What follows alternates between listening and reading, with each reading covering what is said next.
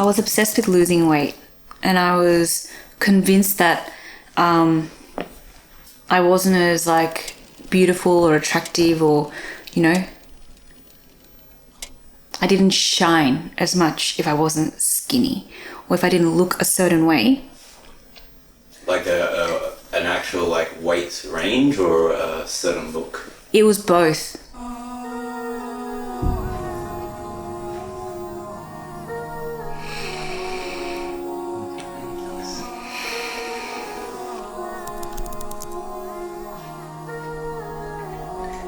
I made it super hard for myself. Like it wouldn't even matter if my weight was really low and then I didn't look skinny. Or it wouldn't even, it wouldn't matter if I like looked skinny but I weighed a lot. It's like, I couldn't win. I couldn't win. And that was such a telling sign that I was searching for something that wasn't going to be found in dieting. And so your whole body image was based on what you thought other people wanted. I convinced myself that it was what I wanted. But what it really was what I thought other people wanted. But nobody wants to admit that. Nobody wants to say, I'm just following the trend. I want to look like everybody else. You want to be your own person, right? And so I really did convince myself that, this is all for health. I lied to myself. Oh my gosh, my kids are going to watch this.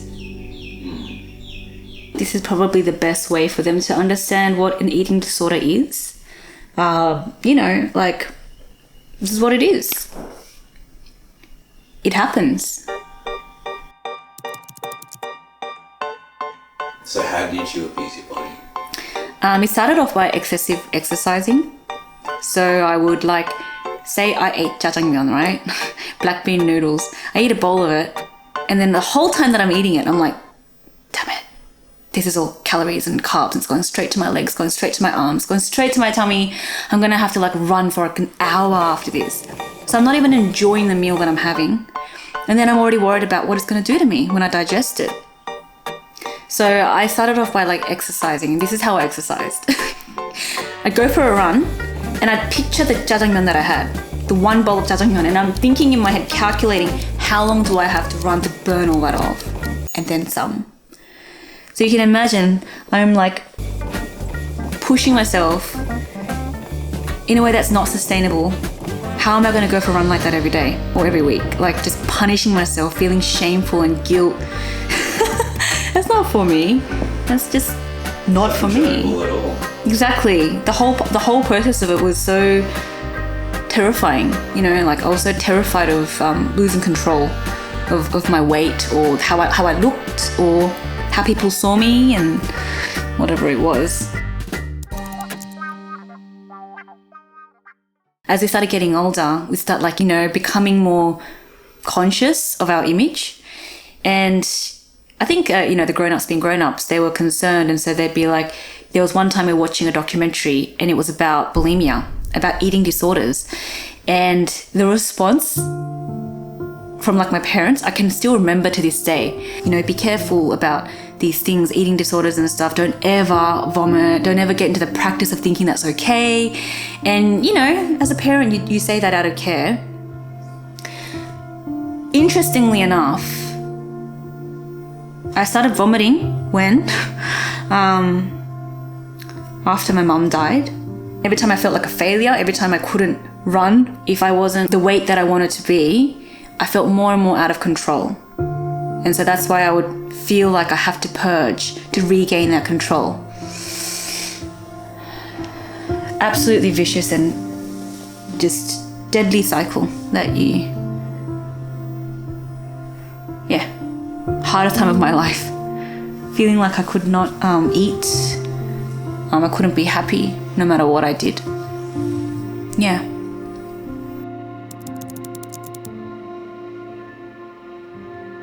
After Mum passed away, I went through a bit of depression. I don't know if I knew it was depression, but I think it was a really hard time for me to figure out what life is supposed to look like without Mum. Being in the house and everything is the same, but everything's changed. Just that feeling was really hard. I think a lot harder than I thought it was at the time. And That's when I started to experiment with purging.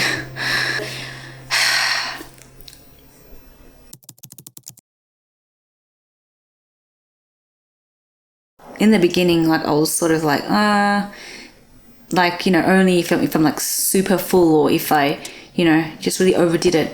It starts off as just like a normal meal, and maybe you have like an extra snack that you shouldn't have had. And then so you just want to like eradicate that extra snack that you had. But then over time,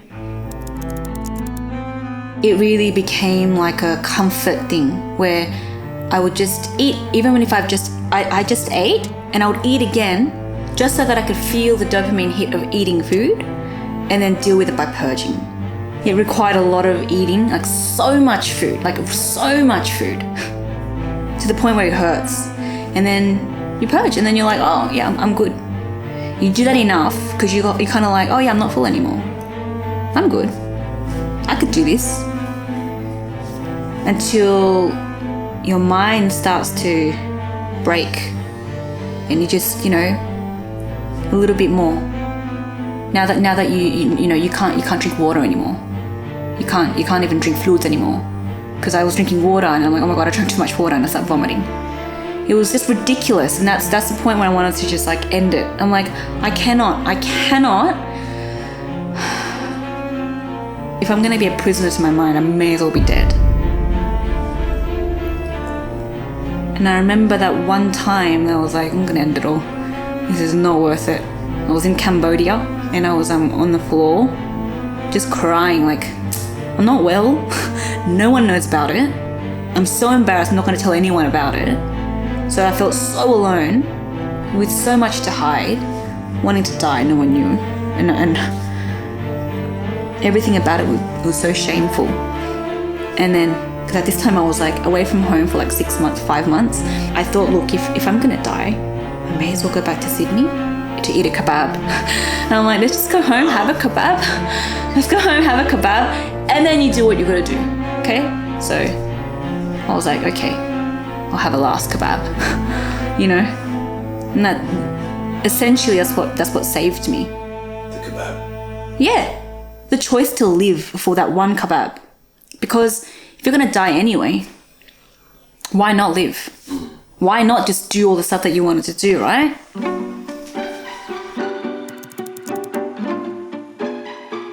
I got home and it was a long journey of recovery. When I gave everything up, I suddenly found a reason to live, and it was the smallest reason. And so I kept adding to that reason, like I can live for a kebab, then I can live for, one last drive and seeing the sunset. Then I can live for one last dinner with my sister. Then I can live for one last, whatever it is. And I guess that kind of started to build over time. It didn't really stop, I don't think, until I had children. When I had my first baby, it was the first time that I felt like, oh, it's not just me. I'm carrying something else. It's not just my body. And I felt this sense of like, I can't just do what I want anymore. Yeah, it took a long time, but I think ultimately having kids like Jordan and Levi made me realize, there are more important things.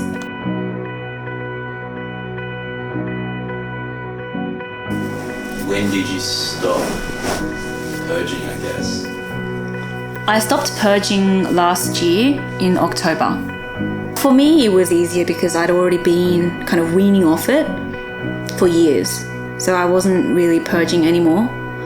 It was a decision in my mind that I would never do it again, that I was set free from that. I'd had a really big moment of realizing how much I'd been conditioned by my own fears and by the fears that the world put onto me.